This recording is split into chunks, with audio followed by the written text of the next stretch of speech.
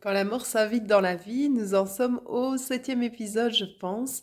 Eh bien, il y a une réalité. Quand on vit des périodes d'éveil comme ça, où on est donc en connexion avec la mort, puisque quand on est en connexion très très forte avec la vie, il y a une réalité là derrière, c'est que on va se connecter à nos propres profondeurs. Alors on parle de l'éveil comme d'une expérience magnifique, etc. Et c'est vrai que c'est le cas parce que ce que l'on peut découvrir est juste extraordinaire, merveilleux, avec des vibrations très très élevées. Et en même temps, eh bien, il y a cette réalité du retour au plus profond de soi, dans ses plus grandes profondeurs. Et quand on va dans ces tréfonds, mais de manière comme subie, parce que ça se passe, eh bien, il y a deux possibilités par la suite. C'est qu'on en ressort soit en, en ayant cette lumière qui va passer à travers cette brèche, en fait, et qui va émerger à travers une transmutation intérieure, ou bien alors on va choisir de manière inconsciente l'autre pilule et donc aller vers un nouveau personnage, quel qu'il soit. Et cette réalité-là, elle n'est pas évidente à vivre. Peut-être que ça vous fait penser à certaines choses que vous pouvez avoir vécues, certaines expériences qui sont des expériences peut-être initiatiques dans votre vie et qui font partie de votre parcours d'éveil, d'évolution et de connexion à la vie, à la mort par la même occasion. Alors, je voulais vous en parler aujourd'hui parce que c'est une période qui est particulièrement turbulente, que certains peuvent appeler la nuit noire de l'âme. La nuit noire de l'âme, ça ne dure pas qu'une nuit, non, ça dure plusieurs jours et c'est tellement fort que on n'a plus de raison de vivre et qu'on s'abandonne à la vie ou à Dieu ou on s'abandonne littéralement euh, à la vie elle-même. Voilà. Et en fait, quand on s'abandonne à la vie, à la mort, eh bien, il y a quelque chose qui se passe à l'intérieur. Et en l'occurrence, moi, ce que j'ai vécu était de l'ordre d'un courant très très fort qui m'a traversé, qui a fait à ce moment-là provoquer des décristallisations internes. On pourrait dire ça fait des ravages. Et dans ces ravages-là, comme je vous l'ai mentionné, eh bien, il y a deux possibilités par la suite.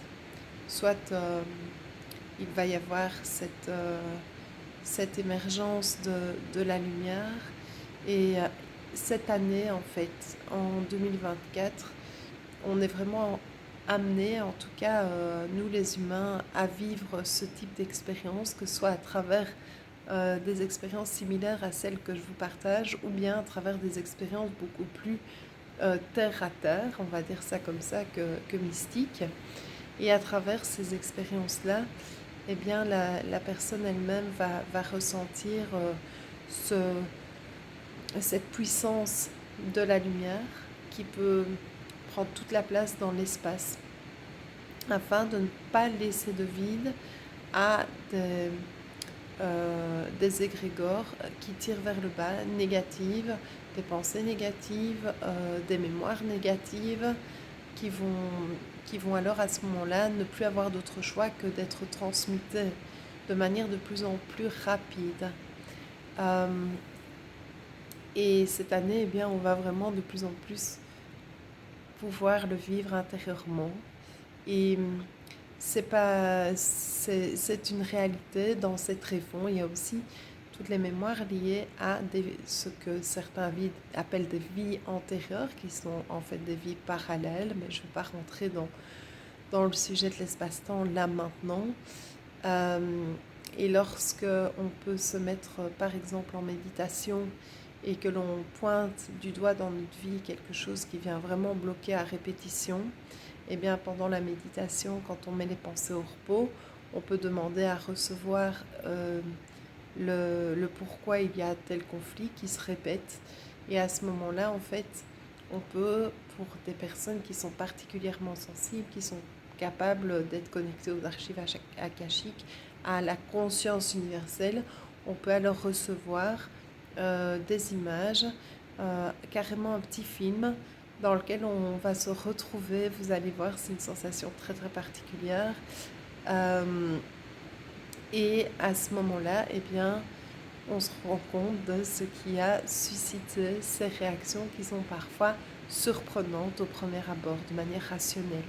En fait, elles ont une explication et c'est là où on est amené euh, donc à permettre que ces mémoires, en fait, qui se révèlent, puissent être transmutées donc par la lumière et que l'amour est raison de la suite du parcours.